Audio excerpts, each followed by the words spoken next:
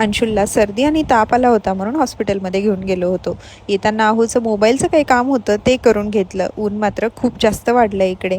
आपल्या शेतातील नवीन झाडांची आंबे फर्स्ट टाइम आलेत म्हणून दाखवत मना होतो. मना जंगल जंगल बात चली है पता चला है अरे चड्डी फेंक के फूल खिला है जंगल जंगल। अंशुल आजकाल खूप गाणे म्हणतोय आणि ॲक्शन पण करतोय. नंतर थोडा अभ्यास केला. जानू दीदी आल्या होत्या, त्यांच्यासोबत खूप सिरियस डिस्कशन केले.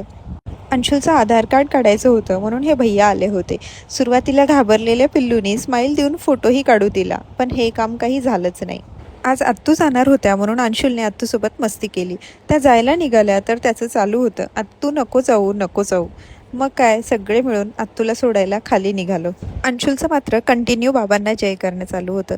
आज अंशुलचे रोहित काका पण जाणार होते मोनिकाताईसोबत. तेवढ्यात अंशुलचे पप्पा आले म्हणून तो खूप जास्त खुश झाला. सगळ्यांनी मिळून मोनिकाताईला बाय केलं. असा संपला आमचा दिवस. बाय.